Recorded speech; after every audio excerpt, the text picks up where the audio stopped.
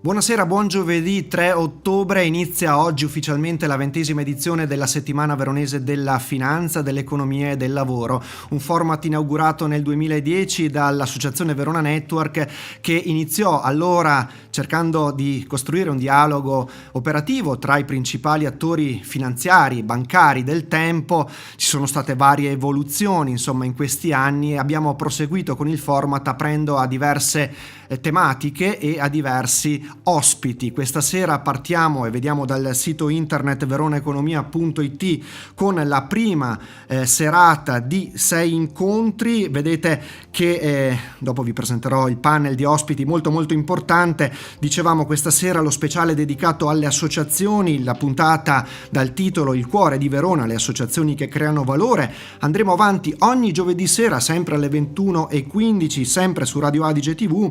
Già il 10 ottobre con uno speciale dedicato all'energia, il 17 ottobre parleremo di infrastrutture e dell'Olimpiade Milano Cortina 2026 che sta per arrivare, mancano pochi mesi, e poi finanza, economia bancaria e non solo, che è un po' il cuore che ha generato questo format, e lo speciale agroalimentare il 31 ottobre. Chiuderemo sforando a novembre, il 7 novembre in particolare, con uno speciale dedicato al turismo. Questo format e la 20ª edizione è resa possibile grazie anche al supporto del consorzio ZAI, che ovviamente ringraziamo per la fiducia e per ciò che ci sta aiutando a fare. Insomma, andiamo con la presentazione degli ospiti di questa sera perché il panel è davvero importante. Inizio dalla mia sinistra e do il benvenuto a Claudio Cioetto, presidente di Confimia Industria Verona. Bentornato, presidente. Grazie e buonasera a tutti i telespettatori. Grazie. Abbiamo Davis Zenari, presidente di Confartigianato Imprese Verona. Benvenuto. Grazie mille, grazie anch'io a tutti i telespettatori. E qui invece alla mia destra Carlo Trestini, presidente di ANCE Verona. Benvenuto. Buonasera a tutti i telespettatori e a voi e grazie dell'invito. E Paolo Bissoli, presidente di Confesercenti Verona. Grazie anch'io per l'invito e buonasera a tutti i telespettatori.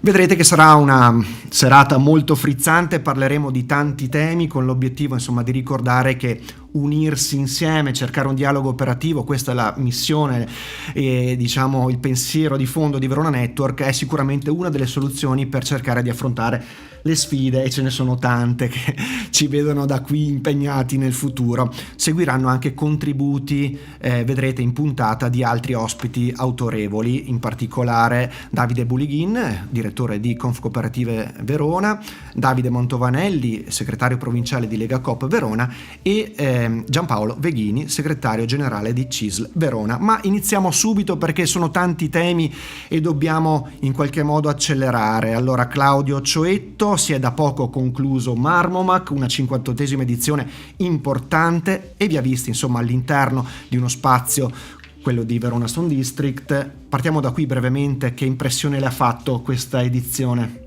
È una 58ª edizione, sicuramente la più bella fiera che possa esserci al mondo, lo sappiamo, l'abbiamo visto anche in termini di presenze importanti, non solo dal punto di vista numerico ma anche della qualità di aziende, importatori, esportatori, produttori di macchine, perché Marmomac si occupa anche delle macchine per la lavorazione del marmo. Però diciamo che, detto questo, ha rispecchiato un po' qual è la situazione del mercato, soprattutto qual è la situazione della manifattura, che in questo momento sta vivendo un po' di stanca, e quindi anche Marmomac da questo punto di vista ha, diciamo, sottolineato questa stanchezza legata alla situazione che stiamo vivendo dal punto di vista economico, ecco. Importante, rimango da lei ancora un attimo, perché durante Marmomac è stata presentata una ricerca importante di Nomisma che effettivamente ha certificato un valore di oltre 3 miliardi di euro. L'export lapideo italiano vale così tanto, con un più 11%, insomma questa è la crescita nell'ultimo decennio. Stati Uniti, Nord America in particolare e Unione Europea sono i mercati di riferimento, anche se effettivamente insomma un piccolo rallentamento c'è stato, specie negli ultimi tempi, per le cause che conosciamo bene, insomma, e soprattutto la geopolitica internazionale. Qualche mese fa voi avevate fotografato con il vostro osservatorio Confini proprio in una situazione in cui gli ordinativi erano in calo. Nonostante questo, insomma, avevate una forte necessità di avere manodopera specializzata, quindi è un po' un paradosso, no? Ordinativi che calano, però forza lavoro necessaria. Sì, stiamo vivendo questo momento di paradosso, appunto, nel quale ci troviamo con ordinativi in calo, con difficoltà, anche qualche azienda è costretta a cassa integrazione, parliamo della manifattura chiaramente in generale, certo. costretta a cassa integrazione, però di fronte a questo ci troviamo con un'assoluta difficoltà a reperire manodopera, in particolare manodopera specializzata. Sicuramente questo è dovuto dal mio punto di vista in primis anche al calo demografico, perché purtroppo gli istituti scolastici, uso questo termine, si stanno qualche volta rubando, no? Permettetemi il termine, stanno rubando gli alunni, ecco, gli studenti, e poi c'è questa mancanza tante volte di credibilità da parte delle famiglie per quanto riguarda la manifattura. Si crede che la manifattura sia ancora il posto dove magari qualche volta si frusta, invece non è assolutamente così, anzi la manifattura è un posto in cui si lavora in assoluta tranquillità e serenità, e soprattutto si rispetta quelli che sono i contratti nazionali e quella che è la sicurezza, che è vitale. Molto bene, Presidente, torneremo da lei tra poco. Adesso andremo a sentire un primo contributo, andremo da Davide Bulighin, perché si è parlato di export anche nel settore del vino. Sapete che l'agroalimentare, insomma, fa della città di Verona una delle città più importanti a livello non solo nazionale ma anche internazionale. Un andamento altalenante anche che riguarda quel settore, con un'incognita che non era molto prevedibile, magari poi ne parleremo anche con gli ospiti in studio, ovvero la crisi del mercato tedesco, che insomma ci fa un po' preoccupare. Sentiamo Davide Bulighin.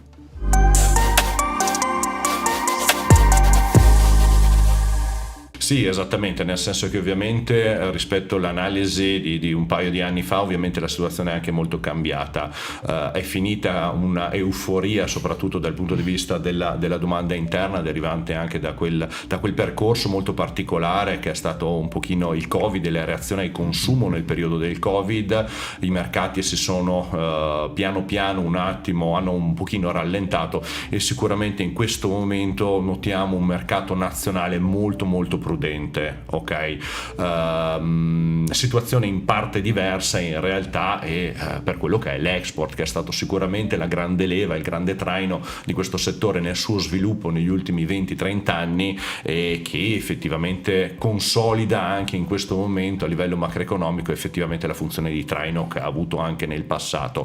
Registriamo ottime performance particolarmente in due mercati, uno che è quello americano, che è un mercato molto molto conosciuto, e stiamo registrando in realtà anche una sovraperformance nel mercato russo, ok, che diciamo così al netto delle vicende internazionali comunque sta spingendo moltissimo e sta registrando veramente delle crescite molto molto importanti. Questo probabilmente anche derivante dall'ipotesi di una eventuale politica protezionista appunto della Federazione Russa nei confronti dei prodotti diciamo così non nazionali, ecco. Però diciamo così, sicuramente questi due mercati stanno andando molto molto bene. Riscontriamo un pochino più di sofferenza relativamente al nord Europa, ok, quindi ai monopoli. La situazione della Germania che conosciamo, che di fatto è entrata in un periodo, sta praticamente sfiorando di fatto una stagnazione economica molto molto preoccupante, perché ricordiamo che ovviamente dal punto di vista dell'export complessivo la Germania è il primo cliente dell'Italia, e anche la Gran Bretagna effettivamente ha un pochino rallentato, però tutto sommato l'export è tenuto su effettivamente da questi due grandi mercati di riferimento, che sono appunto USA e Russia.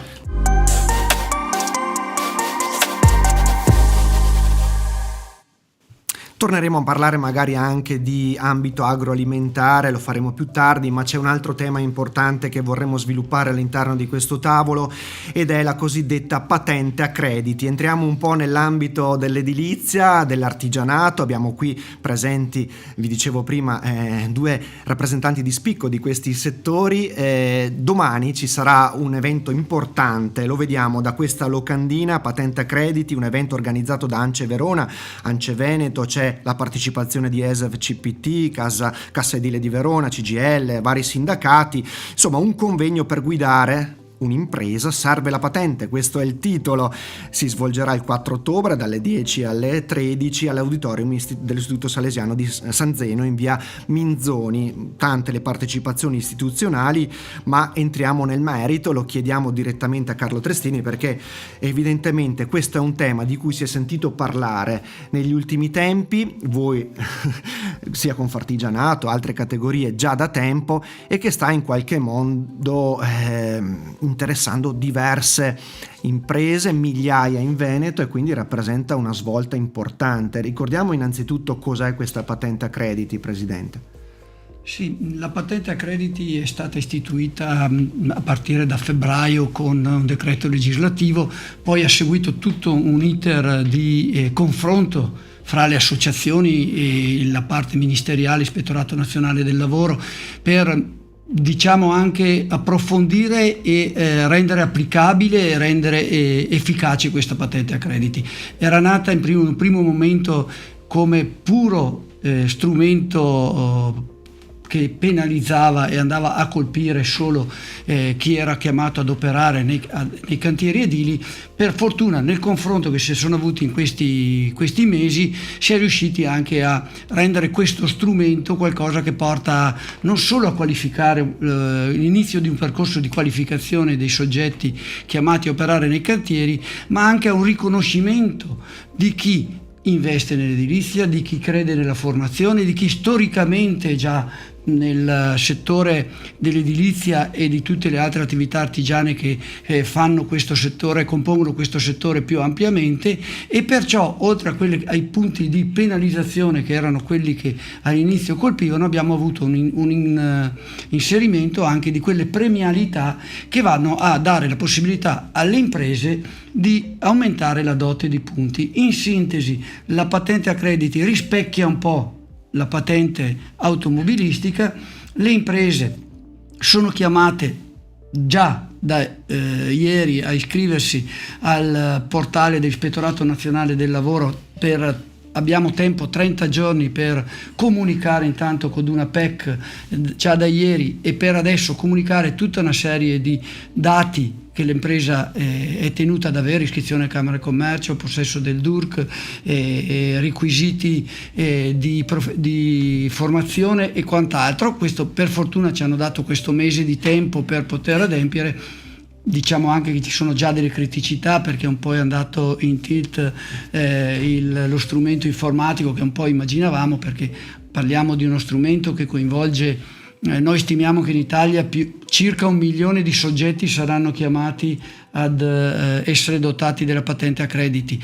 Domani noi sulla provincia di Verona avremo questo importante convegno come associazione, sia noi come ANCE ma anche la parte artigiana. Già da tempo abbiamo cominciato nei nostri territori a dare formazioni ed informazioni, e da domani entreremo nel vivo di questo tema, specificando e cercando di dare quel percorso corretto che le imprese devono compiere, e soprattutto cercare di far capire non solo alle imprese ma anche a chi è tenuto ad applicare e verificare la patente a crediti che non è uno strumento punitivo, ma è uno strumento di guida e di cooperazione fra le varie fasi dei soggetti chiamati a operare in cantiere, ma anche a quelli a vigilare, per cercare di eliminare quel purtroppo problema degli infortuni sul lavoro che attanaglia il nostro settore ed altri settori. Quindi al netto delle difficoltà burocratiche accogliete positivamente questo strumento, mi sembra di capire così. sì, cogliamo positivamente il percorso che questo strumento ha avuto di miglioramento e anche soprattutto l'impegno che, e domani verrà ribadito perché avremo il direttore generale Ispettorato Nazionale del Lavoro e anche il capo ufficio legislativo del Ministero del Lavoro, che sono stati i due soggetti che avevamo al tavolo nazionale di confronto, perché con ieri e con il 30 ottobre non è una fine di un percorso, è l'inizio di un percorso, si deve migliorare, si deve aggiungere e si deve implementare in maniera positiva, e noi come associazione insistiamo molto per arrivare a una qualificazione del settore, perché noi riteniamo che una qualificazione di imprese e una formazione continua sia effettivamente quello che serve per la lotta agli infortuni sul lavoro. Anche la CGIA di Mestre si è espressa su questo tema, ha diramato una tabella, la possiamo vedere dal sito veronaeconomia.it, dove pone una stima delle aziende che dovranno chiedere la patente a crediti. Adesso ingrandiamo: la Lombardia chiaramente la fa da padrone con 144.000 aziende circa, il Veneto lo vediamo nella quinta riga, sono circa 66.355, il totale 832.000 in Italia, più o meno si sfiorerà il 1.000.000, come ha ricordato il presidente Trestini, che fa parte anche del Consiglio Nazionale di ANCE, quindi ha una visione ampia. Su questo tema, sicurezza cantieri e quant'altro, si è espresso anche il segretario generale della CISL Verona, Giampaolo Veghini. Andiamo ad ascoltare il suo intervento. Ha parlato purtroppo anche dei morti sul lavoro che continuano ad esserci.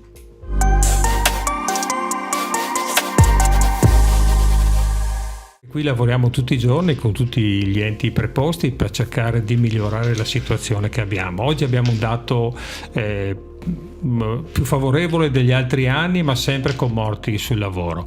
Oggi Verona ha ancora 11 morti sul lavoro con all'interno il calcolo dei lavoratori in itinere, che sarebbero casa lavoro, per spiegarci un po' più di questa situazione. Però dobbiamo lavorare proprio in maniera molto forte. Oggi abbiamo un settore manifatturiero che ha una crisi molto forte di sicurezza sul lavoro che dobbiamo monitorare. Parlo delle piccole e medie anche aziende, che dobbiamo essere molto forti su questo per avere una capacità di capire le necessità dell'azienda per mettersi in regola da questo punto di vista. Oggi abbiamo qualcuno dice in maniera molto forte anche un dato non tanto positivo sulle verifiche, sui controlli che possono fare gli enti preposti di fronte a tante aziende. Si parla più del 50% di aziende che a verifiche e controllo non sono in regola, e questo non va bene dal punto di vista della cultura che dobbiamo attivare, dal punto di vista dell'azienda e poi nel rispetto anche di chi lavora in azienda, della sicurezza che ci sono. Episodi, e vediamo che ne sono successi purtroppo tanti, e anche persone di giovane età anche sul nostro territorio. C'è anche la partenza della patente a punti in edilizia, che è un dato molto importante, dove la CISL come organizzazione sindacale ci ha creduto fin dall'inizio.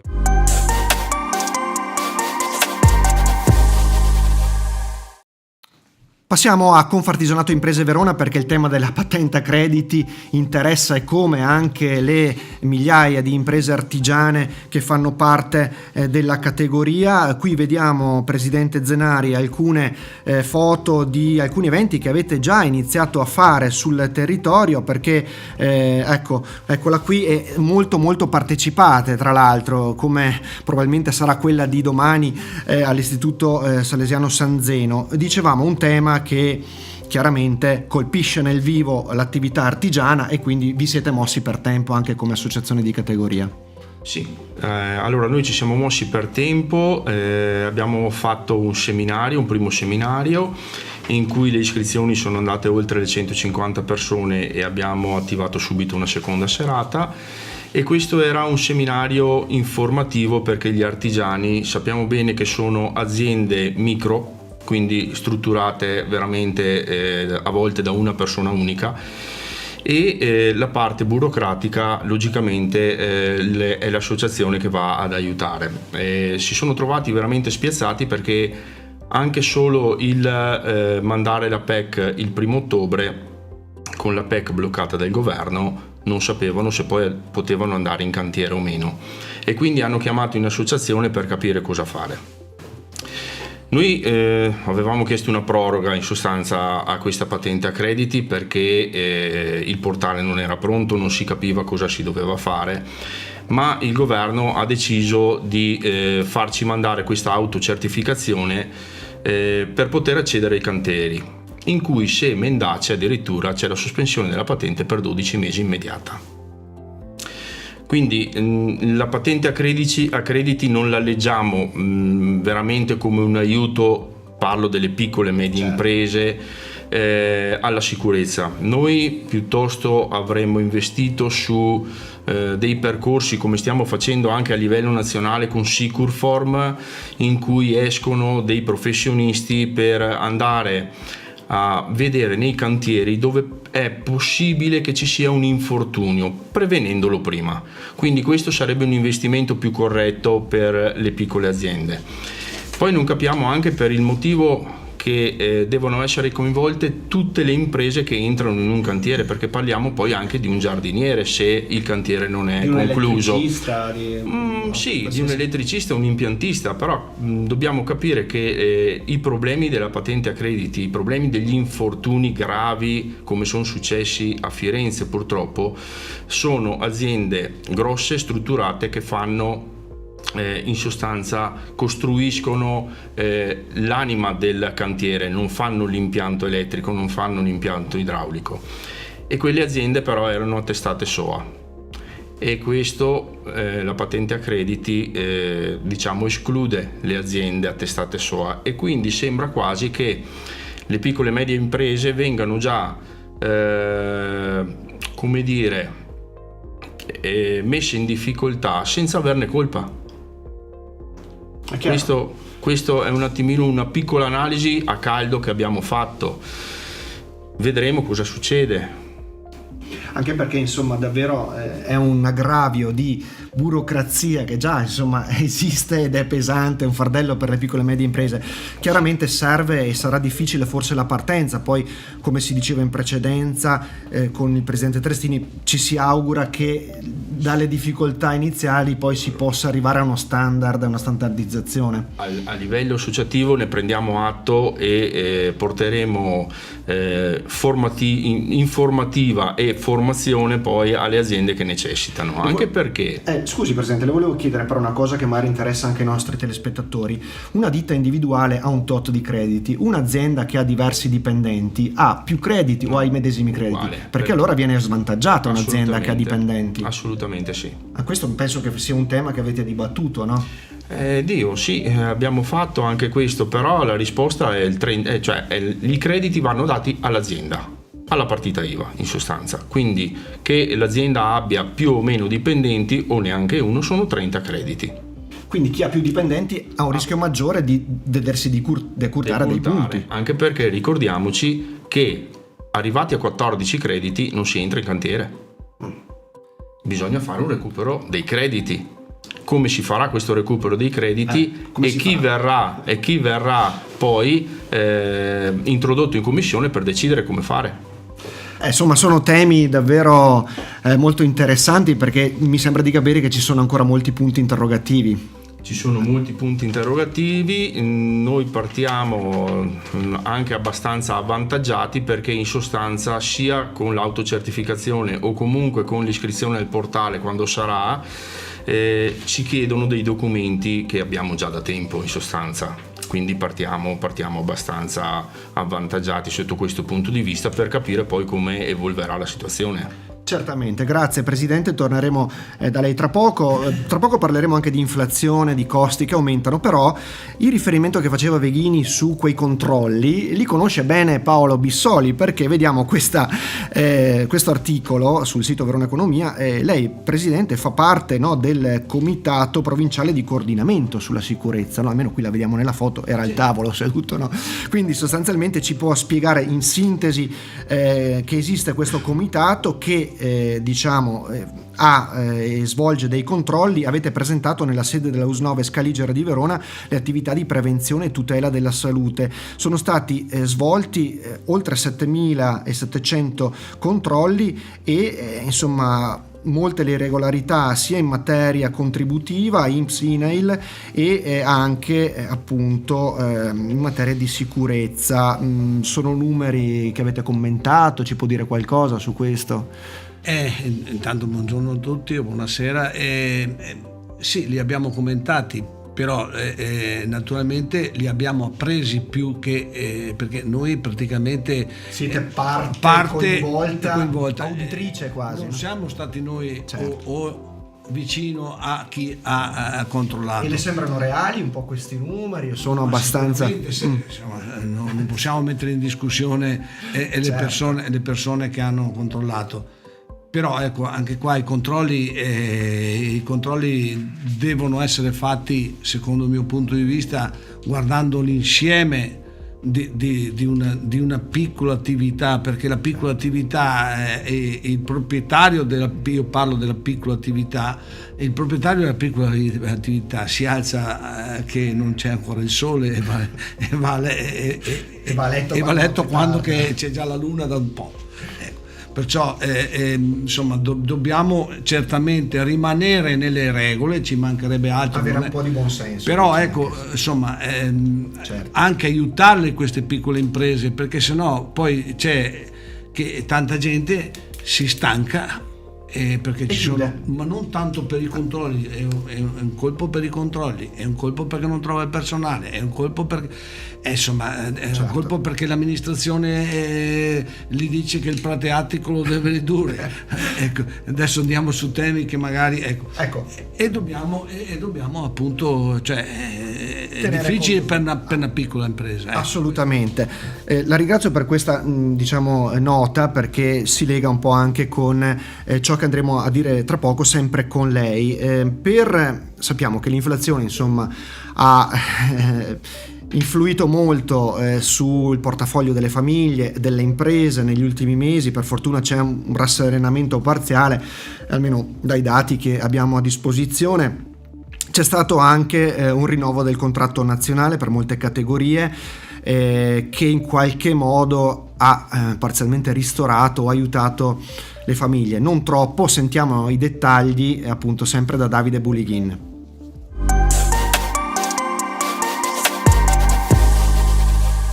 La cooperazione sociale, che è una cooperazione molto molto importante all'interno del nostro territorio, sia a livello numerico che per la funzione che va a svolgere, a febbraio del 2024 ha avuto, ovviamente come in tanti altri comparti, effettivamente il rinnovo del contratto.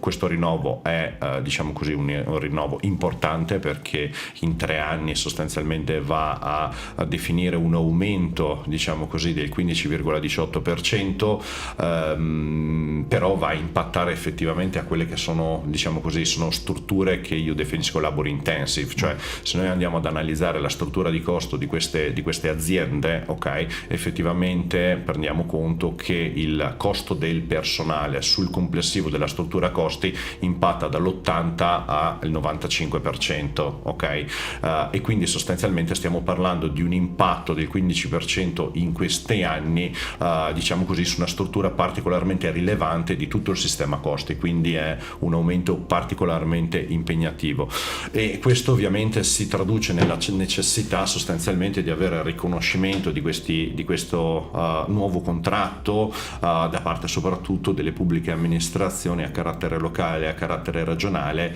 ovviamente a pena della non sostenibilità e della non capacità di continuare a fare quelle azioni insostituibili e necessarie di welfare che insomma la nostra cooperazione sul nostro territorio ha sempre cercato di andare a fare con il massimo livello di efficienza ed efficacia possibile.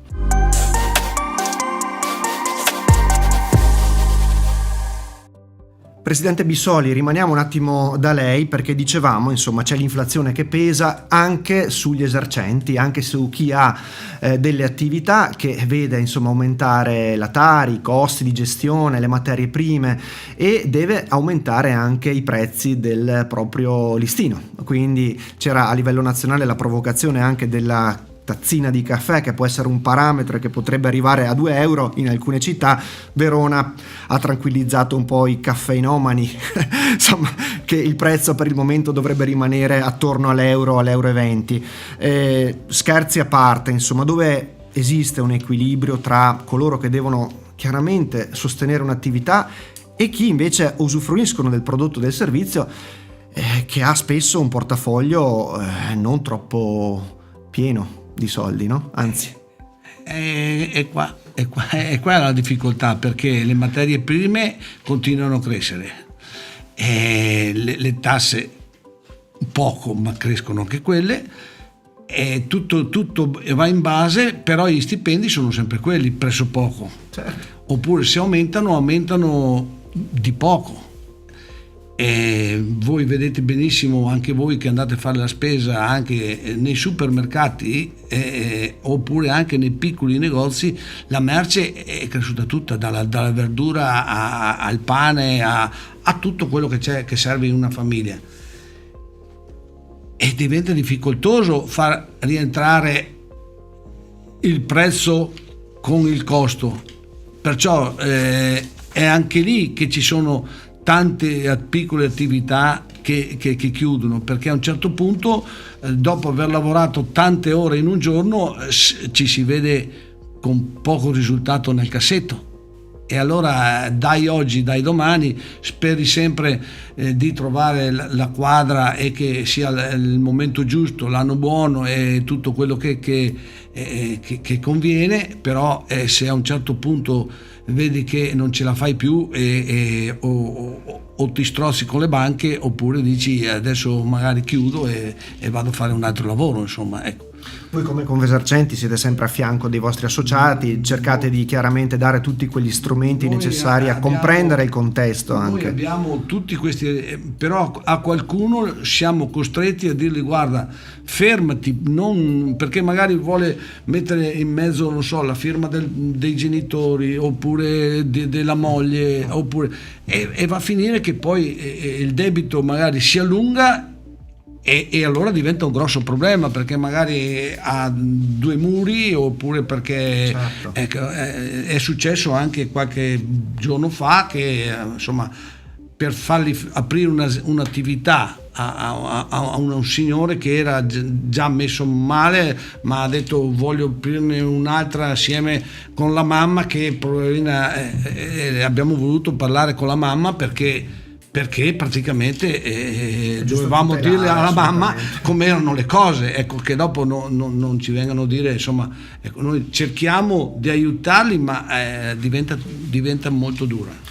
E poi parleremo comunque anche di alcune azioni molto positive che Confesercenti mette in piedi per essere vicino ai giovani, per cercare insomma di favorire l'imprenditorialità.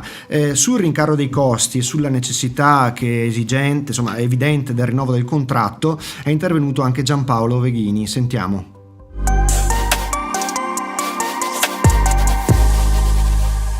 Sì, i rinnovi dei contratti sono stati importanti. Adesso non facciamo la lista della spesa perché non mi sembra il momento e nel luogo, però che hanno dato già una risposta a un problema di salario.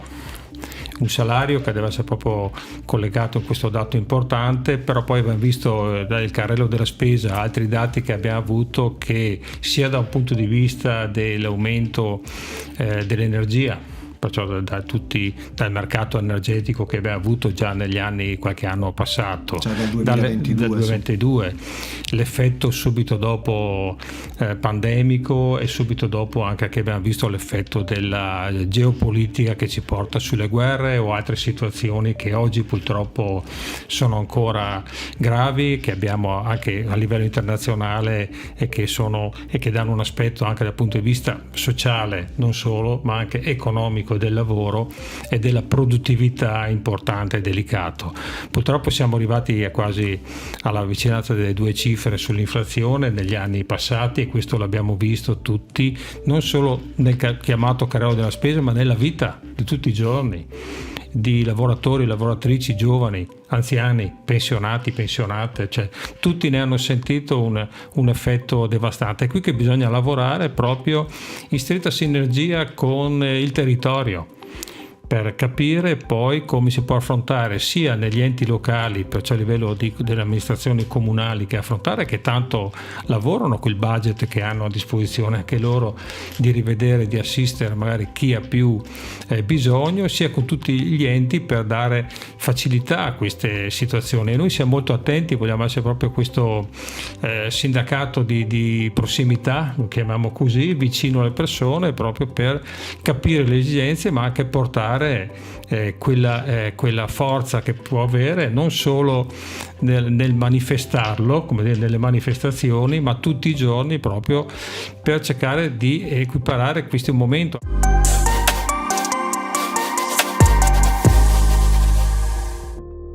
Interessante anche la definizione di sindacato di prossimità. Presidente Cioetto, è inutile sottolineare che ciò che ha detto anche Veghini, rincari energetici, materie prime, hanno interessato le PMI, sono stati mesi, anni molto molto difficili nel 2022, quei picchi del costo dell'energia che misero in seria difficoltà soprattutto le piccole e medie imprese energivore. Sono stati periodi difficili, però le aziende hanno dimostrato veramente un bel carattere, una resilienza importante. Sì, questo è vero, il carattere e la resilienza non sono mancate, anche perché nel corso dei decenni abbiamo avuto qualche momento di grave difficoltà in cui qualcosa abbiamo imparato e quindi tutti quanti ci siamo strutturati al meglio. E certo, i costi energetici hanno impattato ultimamente in maniera molto importante per quanto riguarda l'attività e la produzione delle piccole e medie industrie. Hanno impattato e qualcuno diciamo a causa di questo ha anche chiuso, non dimentichiamolo. Purtroppo ha influito molto quelle che sono situazioni geopolitiche, soprattutto per quanto riguarda l'energia. Sta impattando molto questa situazione geopolitica che stiamo vivendo, quindi dalla ormai cronica guerra tra Ucraina e Russia, quello che sta succedendo nel Medio Oriente, che è molto, molto, molto impattante per quanto riguarda il discorso energetico, e quindi stiamo soffrendo questa situazione, anche se di fronte a un inizio di, se vogliamo, calo di quelli che sono i prezzi, adesso stiamo tornando ad aumentare, e questo anche per quanto riguarda le materie prime. L'Italia è un paese trasformatore sostanzialmente, non a caso siamo la seconda manifattura d'Europa, no? Quindi siamo trasformatori, non abbiamo materie prime, le dobbiamo acquistare da paesi stranieri. Guarda caso, questi paesi stranieri sono impegnati in una geopolitica di guerra, quindi noi subiamo questa situazione e i prezzi subiscono questa situazione. Tra l'altro, in occasione delle elezioni europee, proprio lei aveva fatto un appello anche alla politica non solo nazionale ma appunto europea, anche ai candidati allora, no? Che poi alcuni veronesi ce l'hanno fatta, per avere un occhio di riguardo nei confronti delle PMI, per trattare a livello parlamentare europeo anche tutti questi temi che ci sta ricordando. È importante avere una filiera che faccia l'interesse anche del nostro paese. Sì, abbiamo fatto un appello ai nostri parlamentari, perché appunto le PMI sono importanti come altre aziende, ovviamente, certo, qui presenti e ben rappresentate. Rappresentiamo, diciamo, il 90%, 95% delle aziende italiane come dimensione. E quindi l'appello è rivolto ai nostri parlamentari per essere rappresentati al meglio in Europa, perché non dobbiamo dimenticare che la media e piccola impresa in Europa parte dai 100, 200, 300 dipendenti. Non è il caso nostro, la nostra media e piccola media impresa è 60, 70 dipendenti, poi ci sono le microimprese che danno un valore aggiunto al nostro prodotto interno lordo molto importante, però ecco, l'Europa, dobbiamo ricordare questo. L'Europa, io mi permetto altri 30 secondi, l'Europa, io parlando con qualche parlamentare mi sono permesso di dire che è una zia acida. In tutti questi anni diciamo che abbiamo lottato contro delle situazioni, penso all'automotive che purtroppo sta morendo, e l'Italia non solo nella realizzazione di mezzi, di auto, di camion e quant'altro, ma anche per quanto riguarda la componentistica era leader, rimane ancora leader, ma per quanto tempo? Quando senti insomma grandi gruppi legati all'automotive, senza fare nomi, tedeschi, che cominciano a parlare di esuberi, di licenziamenti, questo fa pensare, e ha fatto bene a sottolineare anche questo aspetto. A proposito di energia, grande beneficio in quell'epoca di grande trambusto la diedero le cooperative energetiche. Sentiamo Davide Mantovanelli, che è il segretario provinciale di Lega Coop, che parla di questo aspetto.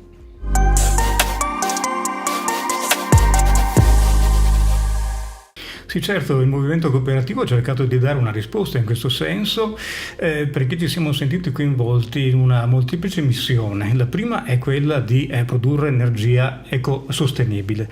La seconda è di coinvolgere i cittadini nella produzione di energia con un senso ritrovato di cittadinanza attiva. E quindi abbiamo sperimentato questa nuova forma di mutualismo per la produzione di energia da fotovoltaico in modo particolare. Le realtà più interessanti e significative per noi sono proprio nella provincia di Verona con la cooperativa We for Green e nel territorio romagnolo, che già ha sperimentato da qualche anno questo tipo di iniziativa e che sta raccogliendo migliaia di soci, e che per noi è un elemento di grande innovazione e una scommessa importante per il futuro. Ecco, a proposito di queste cooperative energetiche, quali sono i punti di forza, diciamo, del modello che si distinguono magari da quelli più tradizionali di vendita e di acquisto tramite fornitori tradizionali? Proprio uno è sicuramente il fatto di avere dei soci che si uniscono per produrre e consumare energia. Certo, naturalmente, e anche la modalità di produzione di energia stessa, appunto, ricordo, da pannelli fotovoltaici e quindi a basso impatto ambientale. E poi l'elemento sociale che per noi è imprescindibile nel raccogliere le coscienze civili in questa nuova importante scommessa. C'è poi anche un vantaggio di carattere economico, perché la cooperazione si ripropone sempre di riportare al proprio socio gli elementi di valore che vengono creati attraverso l'impresa, e quindi alla fine del bilancio, se i dati sono positivi, viene restituito al socio una parte del proprio investimento a contenimento dei costi energetici che vengono sostenuti. E ovviamente il fatto di di autoprodurre energia anche mette un po' al riparo i clienti, ovviamente, della cooperativa stessa e i soci dalle turbolenze del mercato che hanno fatto impennare i prezzi a seconda o delle tensioni geopolitiche che in vari momenti degli ultimi 2-3 anni si sono ovviamente verificate.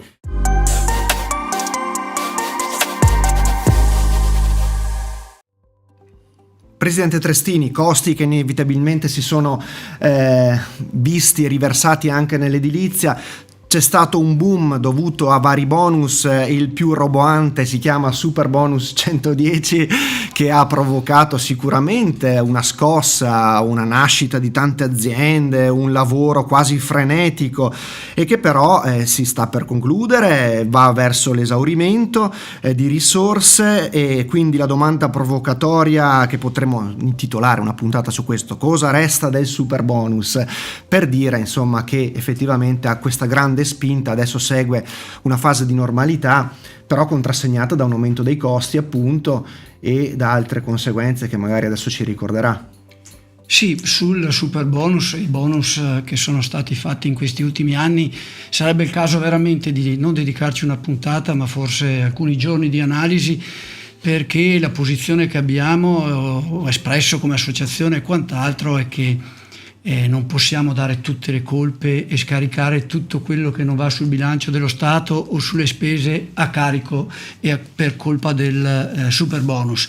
È stato gestito malissimo, si poteva fare meglio, però la scossa iniziale l'ha data. Venivamo da un periodo, non dimentichiamoci, post-Covid, dove sembrava che le aziende di tutti i settori dovevano solo licenziare persone e mandarle a casa perché i mercati finivano.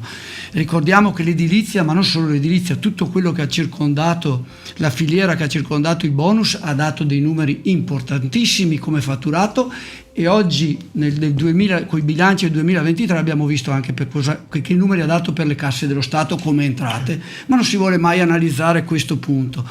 L'altra cosa che si deve un po' sfatare è che sì, i bonus hanno creato l'aumento dei prezzi dovuto alla sicuramente richiesta di materiale dovuto e della manodopera, ma l'aumento dei materiali, non dimentichiamoli che è dovuto anche a una geopolitica che è nata dopo il Covid, che poco ha a che fare con il super bonus. Faccio sempre il paragone, abbiamo un costo del trasporti a container che era intorno ai 1.000 euro, nel periodo subito dopo il Covid ha dato 8.000-9.000 euro, e questo poco aveva a che fare con il super bonus, ma aveva con l'economia globale, il costo delle materie prime energetiche, poco avevano a che fare col bonus. Ecco, forse non è stato analizzato bene, e a mio avviso è un errore enorme quello che si sta facendo di andare completamente a chiudere tutto il discorso dei bonus. Noi andiamo verso, e ne parleremo, verso un'economia green dove le abitazioni comportano un'enorme incidenza sul risparmio energetico, sul consumo delle materie prime energivore. Perciò riteniamo che un accompagnamento deve mantenersi regolamentato con effettivamente delle leggi che lo permettano, si può fare. Prima hai detto giustamente, sono nate tante imprese, purtroppo che imprese sono nate? Sono nate imprese che poco avevano a che fare col settore delle costruzioni o delle manifatturiera che noi rappresentiamo. Sono nate delle società che erano destinate agli investimenti e a sparire. Noi, quando dico sempre non possiamo dire che non abbiamo avuto lavoro, che non abbiamo avuto aumento di fatturati, ma anche il nostro carrello della spesa che facciamo quotidianamente nelle materie prime era lievitato a cifre assurde, che purtroppo ha portato ad avere quelle marginalità che quello che sembrava qualcosa nel Dorado poi alla fine si è dimostrato un lavoro importante, ma nella normalità del fatturato normale. Ecco perché oggi sì, come è stato ripetuto prima, alcune materie prime sono calate. Certo. Le notizie che abbiamo e le sensazioni anche reali che ci sono cominciano già a rifare la crescita nel senso purtroppo negativo per noi. Faccio l'esempio dei container, prima siamo tornati a 4.500 qualcosa, alti, già adesso prezzi alti, perciò, e anche la geopolitica intorno, ci aspettiamo che le materie prime crescano. Oltre, e faccio una battuta velocissima, come è stato sottolineato, rinnovi dei contratti che sono stati fatti nel 2024 sono stati importanti. Noi oggi, il settore dell'edilizia, siamo chiamati, la piattaforma ci è stata presentata nel mese di luglio con richieste non alte, molto più che alte. Noi non siamo, lo continuiamo a dire, noi siamo i primi che teniamo ai nostri lavoratori e vogliamo riconoscere i nostri lavoratori il più possibile, però dobbiamo capire che attualmente quando all'impresa viene chiesto un costo di 10, una premialità ai lavoratori di 10, il costo per l'impresa è circa 30. Anche su questo noi chiamiamo la parte sindacale nel confronto a dire troviamo delle soluzioni, facciamo quel passo verso la parte governativa, perché forse in questo momento una parte di aumento detassato e decontribuito non farebbe male né alle imprese e né ai lavoratori che ne beneficeranno. Grazie Presidente, perché ha introdotto degli interrogativi, dei punti di riflessione che poi vedremo anche col Presidente Zenari, non prima di tornare per l'ultima volta da Bulighin, che spiega la nascita anche discutibile di alcune società, insomma anche nell'ambito cooperativo, che ovviamente non si comportano bene e rovinano l'immagine reputazionale di tutte le altre che invece si comportano in modo sano, e così è stato anche nell'edilizia. Evidentemente qualche azienda insomma non si è comportata bene, ma sentiamo Bulighin.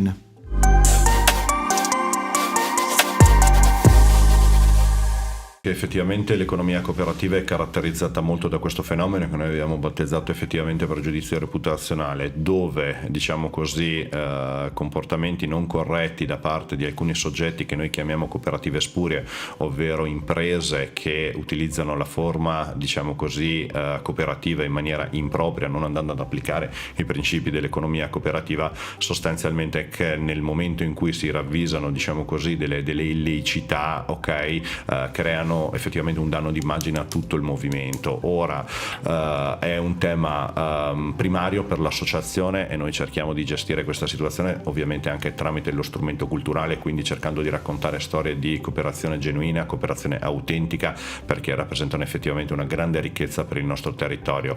Dall'altra parte però un pochino fortunatamente stiamo osservando la migrazione di molti fenomeni di illiceità diciamo così fisiologica, in alcuni settori, per esempio all'interno della logistica, nella migrazione effettiva di queste fenomenologie che di fatto sarebbe anche corretto chiamare criminali, da strutture a modello cooperativo ad altre forme societarie come per esempio le SRLS, che sono strutture molto molto semplici, testimoniando un pochettino come effettivamente il problema non riguardasse in sé per sé la forma cooperativa, ma semplicemente il fatto che la cooperativa proprio per sua natura diciamo così fosse una forma molto flessibile, molto veloce e relativamente poco costosa di costituzione societaria proprio per sua vocazione. Nel momento in cui il nostro ordinamento ha creato delle forme un attimo più agevoli, questi fenomeni si sono immediatamente spostati diciamo così nell'altra direzione.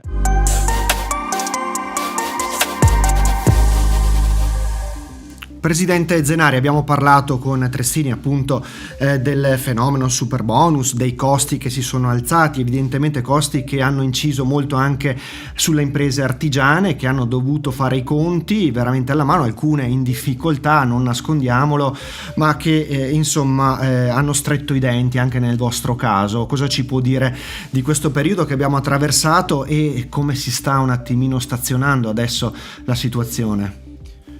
Sicuramente anche le imprese artigiane hanno subito il colpo dell'aumento dei costi, però per dimensioni ridotte quali siamo come imprese siamo anche un po' più elastiche e anche i lavori che andiamo a fare sono magari un po' più piccolini rispetto ad aziende grosse e di conseguenza anche l'acquisto del materiale è proporzionato. È solo nel caso di reti di impresa, nel caso fosse che si prenda un lavoro strutturato, ecco che allora magari lì può esserci un problema maggiore, però abbiamo subito bene il colpo, non ci sono state grosse problematiche in sostanza. I colpi maggiori secondo me sono stati invece quelli dati dal bonus, perché poi lo Stato ha permesso di accedere a dei lavori in cui il committente ha richiesto legalmente e le aziende sono andate a fare questo tipo di lavoro, ma poi si sono trovati che la cessione del credito la banca non lo prende più. Quindi i fattori dell'aumento del costo per noi ci sono, ma possiamo chiamarli quasi marginali rispetto a quello che lo Stato ha permesso di fare. Ha permesso nascita di nuove aziende fantasma, perché se l'hanno fatto vuol dire che la maniera c'era per farlo. Certo. E io spero che lo Stato e il governo prenda esempio da quello che è stato il bonus 110, gestito malissimo, come si diceva prima, malissimo, e che per la transizione green, per l'edilizia, che sarà poi quello che l'Europa ci chiede, anzi è già così, che stili un programma a lungo termine, che questo dà sicurezza sia alla persona, il privato che chiede il lavoro, che anche all'azienda che va a farlo. Quindi non parliamo tanto di aumento di costi nel nostro settore, che ci sono, gravano, pesano, ma non come i bonus. Insomma, è un tema, quello anche della transizione green, di cui torneremo a parlare con lei tra pochissimo. La ringrazio intanto per questo aggiornamento, perché ha sottolineato un aspetto davvero interessante. Abbiamo capito che il superbonus, insomma, si poteva gestire chiaramente molto meglio. Sempre sulla falsariga di ciò che ha detto Davide Bulighin con riferimento al valore della cooperazione, sentiamo brevemente di nuovo anche Davide Mantovanelli.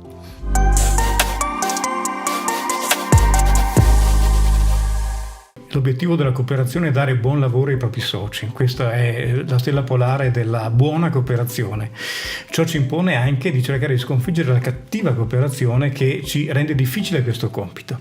E quindi abbiamo anche un obbligo di vigilanza rispetto alle cooperative associate e un'operazione anche di controllo attraverso il tavolo provinciale del lavoro cooperativo, che vigila su elementi di spurietà delle cooperative o su imprese che non facciano bene il loro mestiere di cooperatori.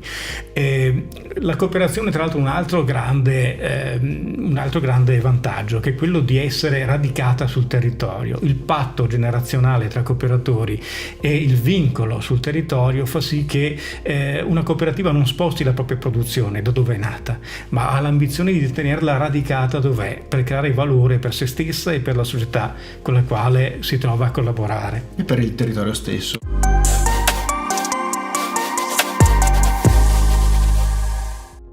Presidente Bissoli, iniziamo a introdurre un altro tema interessante che è anche molto attuale, che è quello dell'invecchiamento della popolazione in generale, che evidentemente necessita e introduce anche un altro tema, quello del cambio generazionale. Diceva prima, insomma, ci sono anche vostre aziende associate che sono portate avanti da anni, soprattutto a carattere familiare. All'interno della famiglia si affacciano i figli o le figlie che vogliono in qualche modo portare avanti, tra le difficoltà ma anche tra le soddisfazioni, l'attività di famiglia. Ecco, come cercate in qualche modo di rendere accattivante la categoria agli occhi dei giovani, come favorire l'imprenditoria giovanile, ma non solo, l'imprenditoria in generale, per far sì che, nonostante, dicevamo, le tante difficoltà, una persona decida di aprire un negozio, di aprire un bar, di aprire un ristorante, di aprire un negozio. Insomma, immagino che siate sul pezzo, no? Come categoria, come associazione anche di categoria. Ma è la verità, perché poi i giovani, è difficile per un giovane adesso mettersi in gioco, perché ci vogliono un sacco di soldi, e allora o ha la famiglia dietro, per una piccola impresa, parlo sempre della piccola. Certo. Oppure è difficile trovarli fuori, insomma. Certo è che il giovane deve mettersi nella testa che deve fare dei sacrifici, e deve farne tanti, come è stato per generazioni e generazioni di, esatto. Di persone. Mi sembra per esempio che, insomma, abbiano, lo dico sbagliando forse, ma che abbiano poca voglia di mettersi in discussione. Ecco, ci sono pochi che hanno la grinta, la volontà di fare questo. Poi ci sono, secondo il mio punto di vista, per esempio, chi fanno anche le scuole alberghiere, dando su quel tema lì, certo, dovrebbero anche andare a lavorare nelle strutture alberghiere, ristoranti, bar o quant'altro, e non lo fanno. E anche lì, secondo il mio punto, è sbagliato. Cioè, dobbiamo pensare che se vogliamo che le cose funzionino, dobbiamo per forza di cose fare un po' di sacrifici e trovare una stretta tra formazione e la lavoro. Formazione c'è, è lì, cioè nel senso che anche noi facciamo, oltre alle scuole, la formazione per poter svolgere l'attività.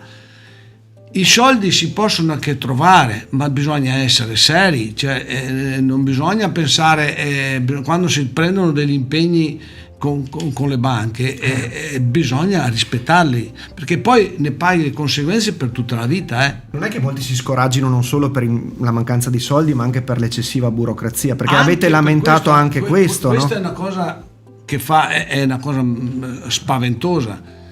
Se poi andiamo a cercare anche il discorso degli affitti, anche qua non aiuta, non aiuta perché insomma e logicamente chi ha i locali ha investito, ha speso e vuole rientrare. Però, insomma, a volte si esagera. Come si fa?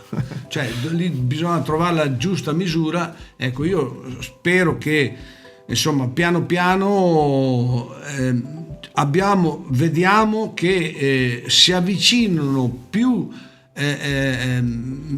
non italiani a qualsiasi tipo di attività, dai barbieri da tutti, all'ortofrutta, insomma, esatto. Tanti anche i bar, tantissimi bar. Perché praticamente loro fanno qualche sacrificio più dei nostri giovani. Mi dispiace dire questo perché io da giovane non volevo parlare. Certo. Perché una volta i nostri vecchi non facevi mai bene e facevi già bene. Adesso mi dispiace dire questo, però lo devo dire perché insomma certo. Io chiedo, se si può, ai giovani di pensarci e di cercare per tutta la nostra società di mettersi in gioco. Assolutamente, hai fatto bene a fare questo appello. Chiaro, non si può generalizzare, ci sono tanti giovani che si danno da fare, però effettivamente alcune attività dai bar, insomma, così abbiamo visto, sono in mano a giovani magari anche di origine extraeuropea oppure stranieri che evidentemente sono un po' più disposti a fare orari allargati e quant'altro. C'è un altro tema importante, l'invecchiamento della popolazione, i giovani appunto che se ne vanno, e c'è un appello che fa Giampaolo Veghini a tutte le categorie. Sentiamo.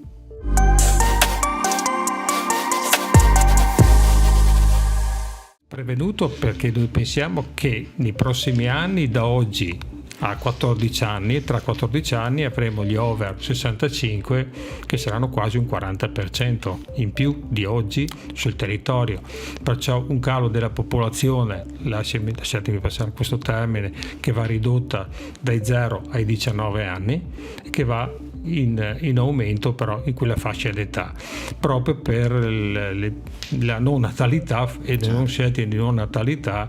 Lasciamo perdere tutto il resto, questo fattore più magari di gestione dei governi precedenti, di scelte fatte e altro, non voglio stare lì, però la criticità che c'è stata in quegli anni oggi corriamo il rischio di pagarla tutte nei prossimi 10 anni, e qui va proprio anche nella forza e nella mancanza, d'altra parte, perciò sinonimi e contrari, di occupazione e di posti di lavoro che ci mancheranno, non solo perché i giovani sono andati all'estero, ma perché noi avremo la forza giovane di lavoro da impiegare nelle nostre aziende sul territorio, e qui dovremmo proprio trovare queste forme importanti perché poi le aziende oggi, con le nuove tecnologie che arrivano, che cercano anche personale molto specializzato, molto tecnologico. Sì, preparato. Se pensiamo non solo all'intelligenza artificiale, che è un altro argomento molto delicato dal punto di vista, definisco così, etico, di gestione, no?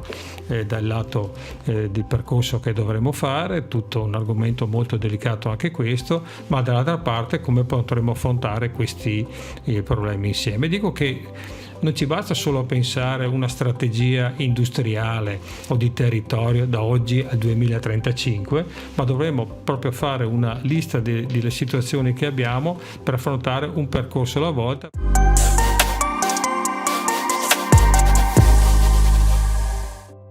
Siamo verso la volata finale, Cioetto, tecnologia, intelligenza artificiale. Voi guardate chiaramente con grande interesse al piano di transizione 5.0 e soprattutto avete lanciato, proprio per mettere in collegamento le varie generazioni, il progetto Next Gen, il progetto che mette a confronto appunto anagraficamente i vari dipendenti delle aziende. Insomma, andiamo verso la chiusura proprio parlando di questi temi che sono importantissimi. Abbiamo come aziende, come imprese, atteso con ansia, diciamo, no? Che arrivasse questa 5.0, così come brevemente la definiamo appunto, Però devo dire che non ne siamo assolutamente soddisfatti, per nulla. Intanto è arrivata, si è presa dei tempi molto lunghi per arrivare, quindi anche lì in attesa di qualcosa, ripeto, che non siamo assolutamente soddisfatti, perché è troppo onerosa dal punto di vista burocratico, è molto, forse giustamente, non lo so, molto legata al green, quindi uno che acquista un'attrezzatura deve essere in grado di dimostrare che quell'attrezzatura è green, ma soprattutto deve dimostrare, una volta acquistata, che questa attrezzatura veramente rende dal punto di vista energetico come l'ha acquistata. Questo richiede delle importanti perizie da parte dei tecnici e sono costi su costi. Abbiamo fatto un'analisi, breve analisi se vogliamo, diventa attuabile, diventa interessante per un'azienda se l'investimento supera di molto i 200.000 euro. Quindi a quel punto lì la piccola impresa, l'artigiano che ha, perché parliamo anche di artigiani per quanto riguarda 5.0, è in difficoltà, insomma, no? Perché i soldi da investire sono tanti e quello che ti ritorna da questa benedetta 5.0 è basso, il ritorno è molto basso, e appunto stiamo lì anche in attesa, perché è anche vero che dovrebbero arrivare delle FAQ da parte del Ministero per semplificare queste situazioni. Però siamo, ripeto, in attesa di questo. Nel frattempo noi, come associazione, come penso le altre associazioni, mettiamo a disposizione il nostro ufficio bandi, quindi tutte le imprese che ne vogliano approfittare, noi ci mettiamo, ripeto, a disposizione con del personale preparato e competente. Sul progetto Next Gen. Per terminare il discorso per quanto riguarda il progetto Next Gen, in questi anni ci siamo sempre impegnati per quello che è, diciamo, la transizione all'interno dell'azienda, quindi tra padre e figlio, tra questo passaggio generazionale. Adesso ci stiamo impegnando anche per il passaggio generazionale all'interno dell'azienda. Le difficoltà che abbiamo a trovare personale specializzato ci impongono anche di fare questi passaggi, quindi il lavoratore preparato, il lavoratore esperto, il lavoratore anziano, il lavoratore prossimo alla pensione deve assolutamente passare le sue competenze ai nuovi giovani che arrivano e magari arrivano all'interno dell'azienda senza competenze ma con tanta volontà. Quindi il lavoratore preparato, il lavoratore formato da molti anni di esperienza passerà tutto a questo nuovo assunto. Grazie Presidente, la saluteremo tra poco. Sentiamo l'ultimo intervento esterno di Davide Montovanelli, che parla proprio del valore del trasferimento generazionale e della cooperativa anche come antidoto alla società individualistica. Facciamo un po' di filosofia, ma ci sta.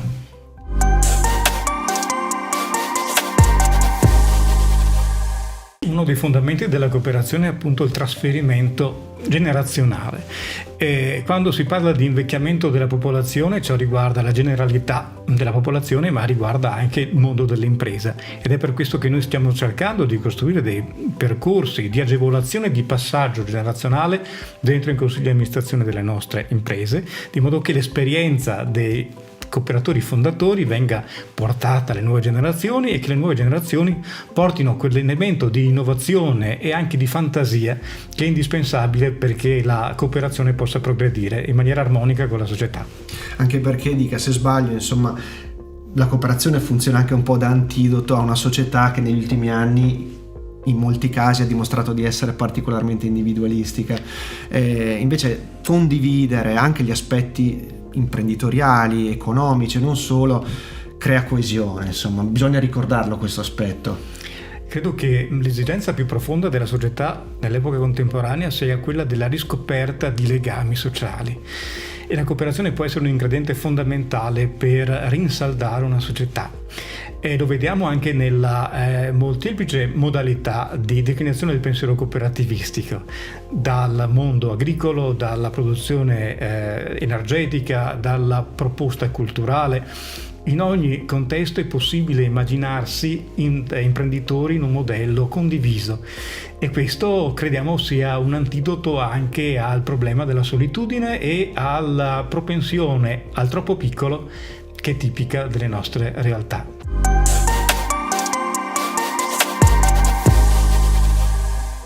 Volata finale, dicevamo, abbiamo parlato, Presidente Trestini, di futuro dell'edilizia, tra case green, smart city, l'arrivo dell'intelligenza artificiale, insomma nei cantieri tra l'altro, temi che come ANCE avete dibattuto, affrontato già nei mesi scorsi, nelle settimane scorse, siete sul pezzo anche perché l'Europa ci sta dando anche delle regole su questo. Sì, abbiamo delle regole europee, abbiamo anche delle regole del mercato, anche il mercato stesso ci chiede questo, sul case green, sulla gestione della casa in maniera completa a 360 gradi, ma vedi, proprio per quello, e voglio sottolineare quanto è stato negli ultimi 2 interventi, proprio quello che viene chiesto anche nel nostro settore, un'innovazione continua, un nuovo inserimento di nuovi metodi di lavoro. L'intelligenza artificiale noi abbiamo stimato che nei prossimi 5 anni stravolgerà completamente il sistema di gestione delle imprese edili, parliamo delle imprese edili, e su questo, e io faccio un appello anche ai miei coetanei, ai miei colleghi imprenditori, noi dobbiamo aprire i giovani, noi dobbiamo far inserire i giovani perché hanno quella mentalità di approccio verso la nuova tecnologia e verso le nuove strumentalizzazioni che noi siamo un po' arrugginiti su questo, perciò coinvolgendo i giovani perché portano quella innovazione, portano anche quello spirito di vivacità che serve al nostro settore. E come è stato detto nell'intervento precedente, noi veniamo da una società dove per noi il sistema piramidale era quello essenziale, no? Il titolare, il collaboratore. I giovani hanno un altro sistema che è quello orizzontale di scambio e di comunicazione, e noi riteniamo che anche nel nostro settore le imprese devono cominciare a essere più cooperativistiche, nel senso di lavorare in rete, lavorare in consorzi, collaborare per affrontare le tematiche che saranno importantissime e chiederanno sforzi enormi. Grazie Presidente. Tema giovani che sta veramente a cuore al Presidente Zenari, perché si ricorderà, Presidente, la prima intervista che realizzammo poche ore dopo la sua elezione, lei parlò proprio anche di necessità di coinvolgere i giovani nelle materie artigiane, nelle attività artigiane, in generale, insomma, di rendere di nuovo appetibile una professione nobile che è un patrimonio di tutta Italia, del nostro paese. Siamo maestri dell'artigianato. Sì. E logicamente il percorso continua, poi abbiamo anche aggiunto che i giovani devono essere coinvolti di più nell'associazionismo, perché come mancano nelle aziende, mancano poi anche parte attiva dell'associazione, ok? Ma quello è colpa nostra, perché non in questo tavolo, ma anche in altri tavoli che io mi trovo in questi 6 mesi che sono il più giovane, ma sarei già vecchio in sostanza.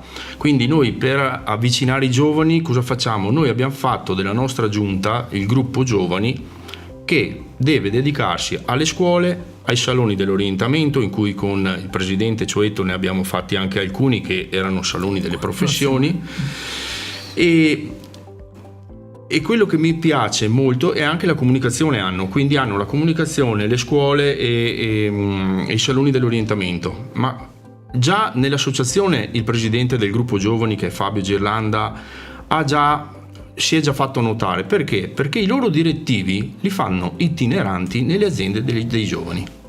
Quindi portano tutto il loro gruppo giovani a visitare un'azienda, fare l'aperitivo, poi magari anche andare a cena. Quindi dare spazio ai giovani, dare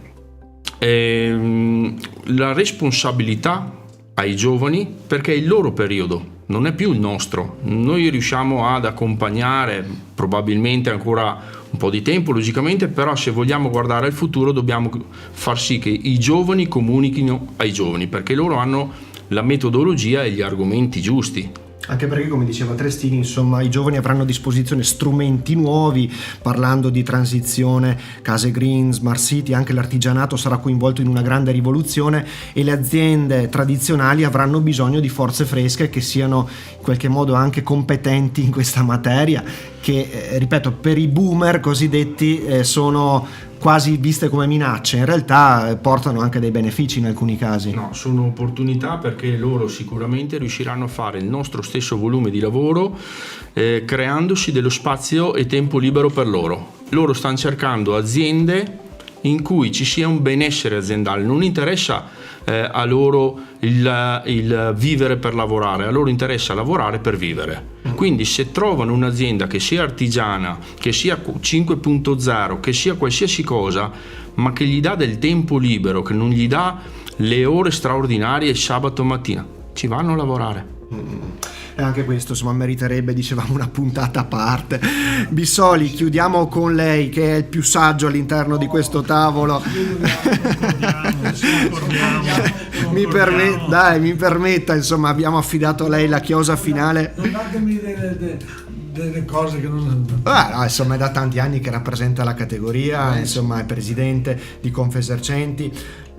Portate anche entusiasmo, coinvolgete i giovani con i vostri eventi, pensiamo alle piazze dei sapori, pensiamo, cioè, manifestazioni legate al turismo, legate anche agli interessi dei giovani, non solo, che avvicinano le imprese ai potenziali acquirenti, ai clienti, ma che portano valore aggiunto anche in città. Le piazze dei sapori, per esempio, la citavo, una vostra manifestazione di punta tra le tante che promuovete, che hanno questo scopo di proporre le aziende, di dare visibilità, proporre i prodotti, ma anche di attrarre un pubblico giovane. Anche qui si fa la differenza, volendo, no?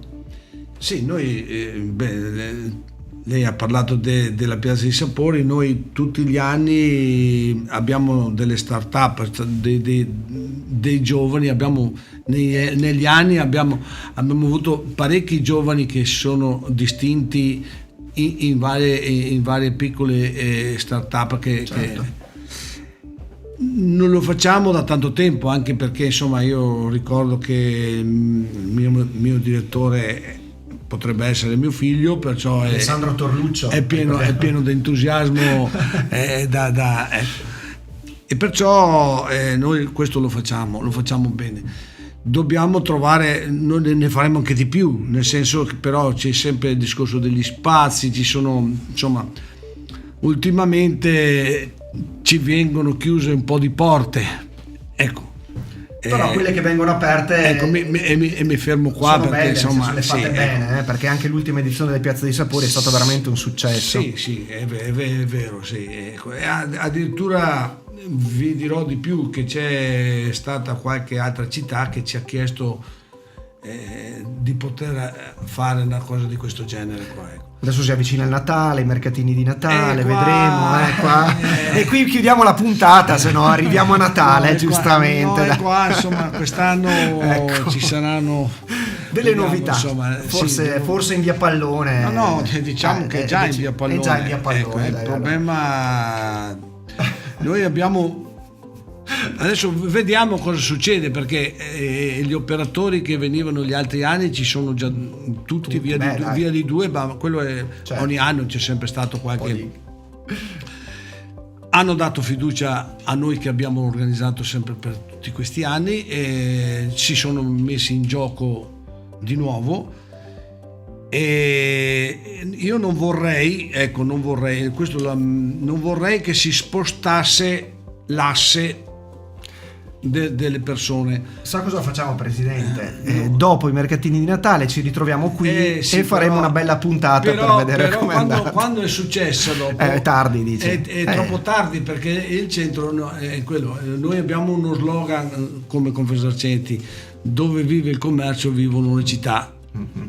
E perciò se il commercio si sposta, come si sposta il commercio, una volta, tanto per dire, adesso lo dico, in zona industriale non c'era niente, è stata fatta la Digeo, di là. Ecco, insomma, Presidente, come diceva una nota canzone, lo scopriremo solo vivendo. Vedremo vero, quindi vero, cosa succederà. Ci auguriamo, secondo me bisogna dare un colpo alla botte e un colpo al cerchio, e lo faremo sicuramente. Allora, ringraziamo davvero per questa ampia chiacchierata, abbiamo toccato davvero tanti temi, meriterebbero ognuno di questi, insomma uno spazio a sé stante. Vado a ringraziare Claudio Cioetto, presidente di Confimi Apindustria Verona, grazie Presidente. Grazie a voi. Ringrazio Davis Zenari, presidente di Confartigianato Imprese Verona, per essere stato con noi. Di nuovo il presidente Carlo Trestini, presidente di ANCE Verona e del Consiglio Nazionale. In bocca al lupo per l'evento di domani. Grazie. E Paolo Bissoli, presidente di Confesercenti Verona, grazie per essere stati con per noi. l'invito e anche per il vostro sostegno. Vabbè, ci mancherebbe, siamo qui per questo. Allora, questa prima puntata della settimana veronese della finanza termina qui. È stato un bel momento di approfondimento, l'avete capito. Ci vedremo giovedì prossimo con una nuova interessante puntata con altri ospiti, quindi seguiteci. Per questa sera terminiamo qui.